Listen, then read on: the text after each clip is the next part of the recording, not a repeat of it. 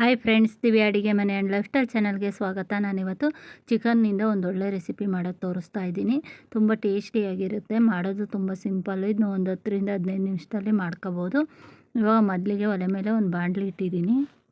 ಒಂದು 2ರಿಂದ 3 ಸ್ಪೂನಷ್ಟು ಎಣ್ಣೆ ಹಾಕಿದ್ದೀನಿ. ಆ ಎಣ್ಣೆ ಎಲ್ಲ ಚೆನ್ನಾಗಿ ಬಿಸಿ ಆದಮೇಲೆ ಒಂದು ಮೀಡಿಯಮ್ ಸೈಜ್ ಈರುಳ್ಳಿ ಮತ್ತು ಎರಡು ಹಸಿಮೆಣಸಿನ್ಕಾಯಿ ಹಾಕ್ಬಿಟ್ಟು ಚೆನ್ನಾಗಿ ಫ್ರೈ ಮಾಡ್ಕೊಳ್ತಾ ಇದ್ದೀನಿ. ನಾನಿಲ್ಲಿ ಈರುಳ್ಳಿ ಟೊಮೊಟೊನ ರುಬ್ಬಿ ಹಾಕ್ಕೊಳ್ಳೋದ್ರಿಂದ ಇಷ್ಟು ಹಾಕಿದ್ದೀನಿ. ನೀವು ರುಬ್ಬಲ್ಲ ಅಂದರೆ ಡೈರೆಕ್ಟ್ ಈ ಥರ ಈರುಳ್ಳಿ ಸಣ್ಣದಾಗಿ ಹಚ್ಚಾಕ್ಬಿಟ್ಟು ಮಾಡ್ಕೋಬೋದು ಇನ್ನೂ ಜಾಸ್ತಿ. ನೋಡಿ, ಇದನ್ನು ಚೆನ್ನಾಗಿ ಫ್ರೈ ಮಾಡ್ಕೊಳ್ತಾ ಇದ್ದೀನಿ.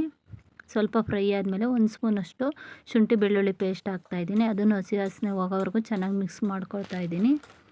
ಈ ಥರ ಚೆನ್ನಾಗಿ ಮಿಕ್ಸ್ ಮಾಡ್ಕೋಬೇಕು, ಹಸಿ ವಾಸನೆ ಎಲ್ಲ ಹೋಗೋವರೆಗೂ.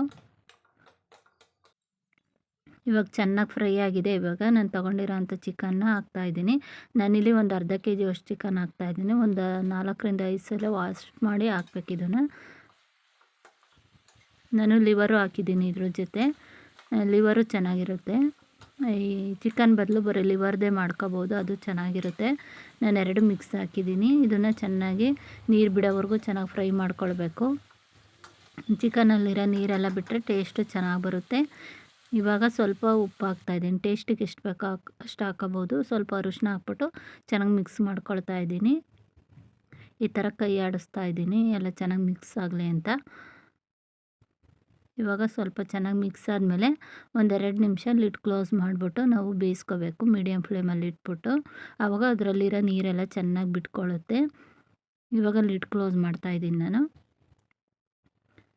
ಇವಾಗ ಅದು ಬೇಯ್ಕೊಳ್ಳೋ ಅಷ್ಟರೊಳಗೆ ನಾನು ಈರುಳ್ಳಿ ಮತ್ತು ಟೊಮೊಟೊನ ಗ್ರೈಂಡ್ ಮಾಡ್ಕೊಳ್ತಾ ಇದ್ದೀನಿ. ಒಂದು ಮೀಡಿಯಮ್ ಸೈಜ್ ಈರುಳ್ಳಿ ಹಾಕಿದ್ದೀನಿ. ಒಗ್ಗರಣೆಗೂ ಹಾಕಿರೋದ್ರಿಂದ ಒಂದು ಹಾಕಿದ್ರೆ ಸಾಕು. 1 ಟೊಮೊಟೊ ಹಾಕ್ತಾಯಿದ್ದೀನಿ, ಹುಳಿ ಟೊಮೊಟೊ. ಇದನ್ನ ಹಾಕ್ಬಿಟ್ಟು ನುಣ್ಣಗೆ ಪೇಸ್ಟ್ ಮಾಡ್ಕೊಳ್ತಾ ಇದ್ದೀನಿ. ಈ ಕಡೆ ಇಲ್ಲಿ ಚಿಕನ್ನು ಸ್ವಲ್ಪ ಬೆಂದಿದೆ, ಹಾಗೆ ಅದರಲ್ಲಿರೋ ನೀರಿನ ಅಂಶ ಎಲ್ಲ ಚೆನ್ನಾಗಿ ಬಿಟ್ಟಿದೆ. ನೋಡಿ ಎಷ್ಟು ಚೆನ್ನಾಗಿ ಬಿಟ್ಟಿದೆ ಅಂತ. ಇದನ್ನು ಒಂದು ಸರಿ ಚೆನ್ನಾಗಿ ಮಿಕ್ಸ್ ಮಾಡ್ಕೋಬೇಕು. ಈ ಥರ ಚೆನ್ನಾಗಿ ಮಿಕ್ಸ್ ಆದಮೇಲೆ ನಾನು ಡ್ರೈ ಪೌಡರ್ಸ್ ಹಾಕ್ತಾಯಿದ್ದೀನಿ. ಇದಕ್ಕೆ ಯಾವುದೇ ಫ್ರೈ ಪೌಡರ್ಸ್ ಹಾಕೋ ಅವಶ್ಯಕತೆ ಇಲ್ಲ, ಮನೇಲಿರೋದೇ ಹಾಕ್ಕೊಂಡು ಮಾಡ್ಕೋಬೋದು, ತುಂಬ ಚೆನ್ನಾಗಾಗುತ್ತೆ.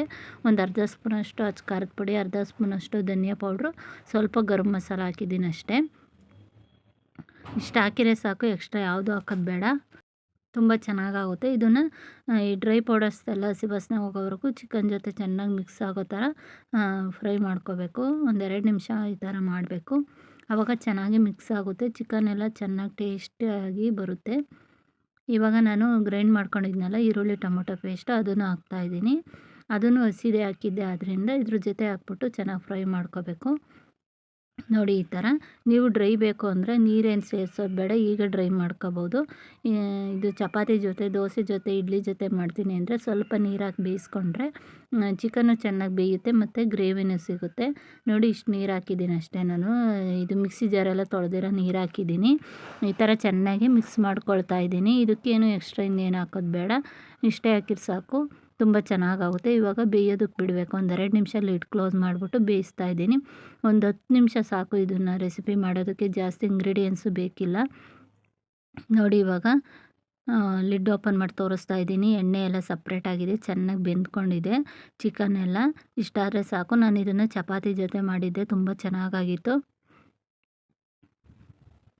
ನೋಡಿ ಎಷ್ಟು ಚೆನ್ನಾಗಾಗಿದೆ ಅಂತ. ಇವಾಗ ಲಾಸ್ಟಲ್ಲಿ ಸ್ವಲ್ಪ ಕಸೂರಿ ಮೇಥಿ ಹಾಗೆ ಕೊತ್ತಂಬರಿ ಸೊಪ್ಪು ಹಾಕ್ಬಿಟ್ಟು ಮಿಕ್ಸ್ ಮಾಡ್ತಾಯಿದ್ದೀನಿ.